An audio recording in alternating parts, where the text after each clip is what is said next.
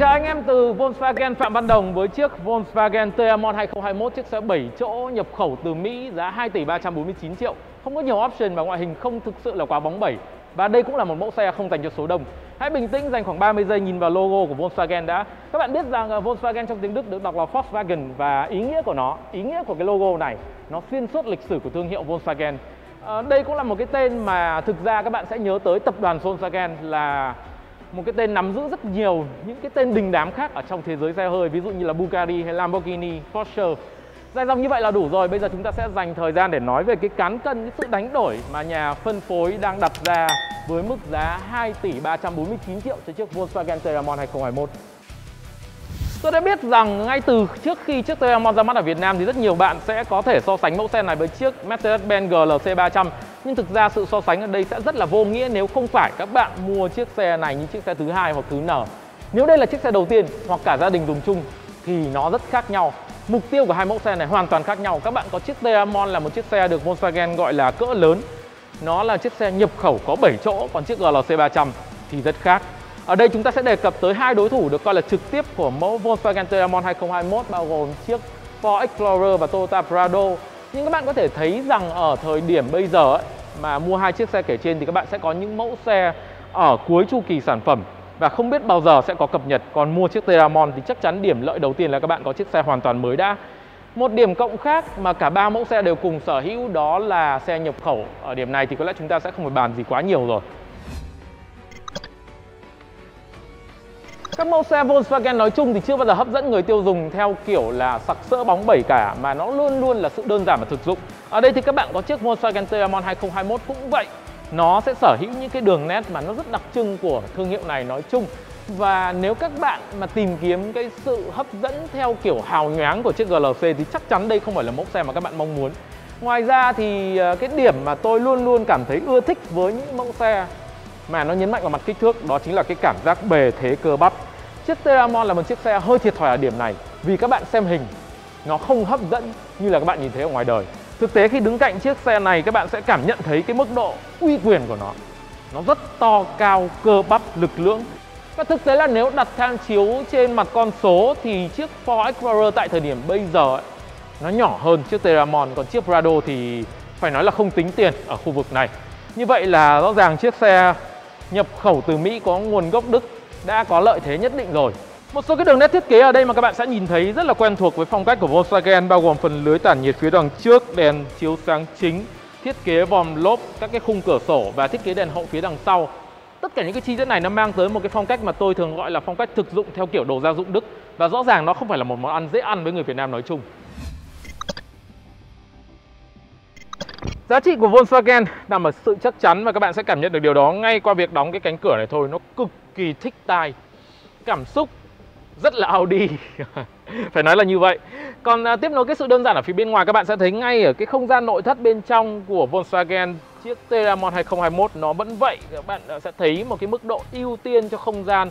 Mọi thứ được sắp xếp rất là chặt chẽ, mang tính chất kỷ luật cao, không ưu tiên cho sự hào nhoáng. Tất cả những cái cụm chi tiết đều khá là quen thuộc với phong cách thiết kế nói chung của Volkswagen, bao gồm phần cụm cần số ở đây, điều khiển điều hòa, rồi những cái chi tiết như bệ bên cửa cũng rất là quen thuộc. Còn điểm mà chúng ta phải rất cộng cho chiếc Teramon ấy, nếu mà nói với chính bản thân mẫu xe này, đó chính là cái thiết kế vô lăng. Một thiết kế mới rất đẹp mắt, tính thẩm mỹ cao và nó có cái tính chất mà tôi gọi là phong cách Bauhaus của Đức ở đây nữa.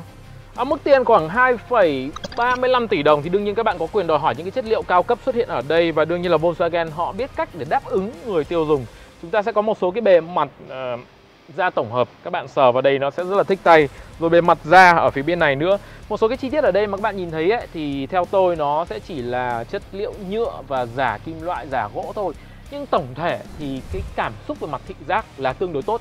Các bạn nhìn những cái hình ảnh này trực tiếp bằng mắt nó sẽ dễ chịu so với tầm tiền 2,35 tỷ.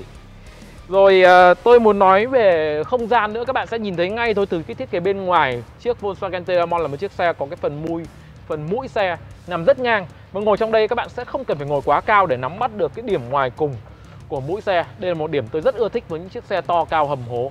Còn về cái không gian nói chung thì các bạn sẽ nhận ra cái phong cách thiết kế rất là Đức ở đây nữa. Không gian thiết kế thì không phải là chật nhưng các bạn có rất là nhiều chi tiết nó được thiết kế đặc.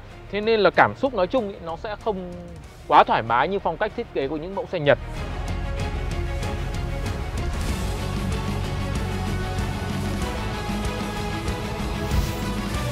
Với một chiếc kích thước rất lớn như Volkswagen Teramon thì các bạn sẽ hoàn toàn yên tâm về mặt không gian. Đây là hàng 2 khi mà tôi đã trượt về sau hết cỡ. Tất nhiên là nó rất rộng rồi. Và như này thì hàng 3 sẽ không ngồi được. Tôi sẽ tiến lên một chút ở một cái trạng thái tương đối là ở giữa như thế này đi. Các bạn sẽ thấy đấy, không gian còn rất nhiều cho hàng 2 chứ không phải là không. Và chúng ta sẽ ngồi ngay xuống hàng 3 để các bạn tưởng tượng được. Đây là một chiếc xe mà có điểm mạnh rất lớn với người Việt Nam, đó là ngồi được 7 người một cách thoải mái. Có một vài yếu tố khiến cho tôi đánh giá đây là một chiếc xe có thể ngồi được 7 người thoải mái. Đầu tiên là các bạn có độ ngửa lưng ghế lớn. Và sau đó đây là một chiếc xe mà ghế các bạn sẽ không ngồi theo kiểu ngồi xổm. Chúng ta có một cái độ đỡ chân rất là rõ ràng ở đây. Ngồi tương đối là thoải mái, mặc dù cái khoảng trống về mặt đầu gối ấy, nếu các bạn muốn ngồi ở đây đủ thoải mái nữa, tức là những người cao khoảng 1m8 đổ lên mà ngồi đây ấy, thì chắc chắn là các bạn phải đẩy hàng 2 về trước một chút xíu nữa rồi. Hãy quay lại phần đầu video khi mà tôi nói rằng nếu bạn là một người ưa option thì chiếc Volkswagen Teramon 2021 sẽ không phải mẫu xe dành cho bạn đâu. Và quả thật là đúng như vậy. Mẫu xe có mức giá gần 2,35 tỷ đồng này sẽ có một vài chi tiết nho nhỏ thôi để các bạn có thể kể lể với bạn bè. Bộ ghế chỉnh điện có nhớ, có sấy, cửa sổ trời toàn cảnh, sạc điện thoại không dây và đồng hồ tốc độ điện tử. Chỉ thế thôi. Nhưng tất nhiên chúng ta sẽ không thể nào đánh giá một mẫu xe qua option được. Vẫn phải là chạy đã. Và tạm thời thì bây giờ chúng ta sẽ tích một dấu tích không có nhiều option.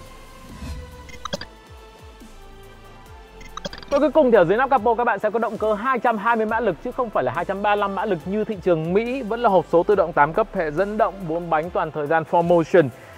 Hệ thống treo thì phía trước MacPherson, phía sau đa điểm. Tất cả những cái chi tiết này thì không có quá nhiều điều để nói nếu chúng ta chỉ ngồi trong xe như thế này.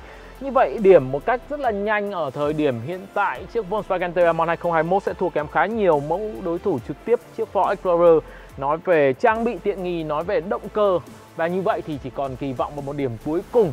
Tôi rất kỳ vọng rằng chiếc xe này sẽ có một cái hiệu năng vận hành thực sự là chắc chắn theo kiểu Đức. Một cái cảm xúc nói chung của tất cả những cái mẫu Volkswagen trước này mà tôi đã từng được trải nghiệm. Đây sẽ là điểm mấu chốt để quyết định được rằng chiếc Volkswagen Teramon có thực sự trở thành một cái tên nổi lên ở trong phân khúc cỡ trung lớn ở thị trường Việt Nam hay không. Video walkaround rất nhanh, mẫu xe này xin phép được kết thúc tại đây. Anh em có bất cứ câu hỏi gì khác đặt ra cho chúng tôi thì hãy vui lòng gõ lại phần comment. Chúng tôi sẽ trả lời một cách sớm nhất có thể. Và hẹn gặp lại các bạn ở một video rất sớm thôi, chạy chiếc xe này để chúng ta kiểm nghiệm chất Đức của nó.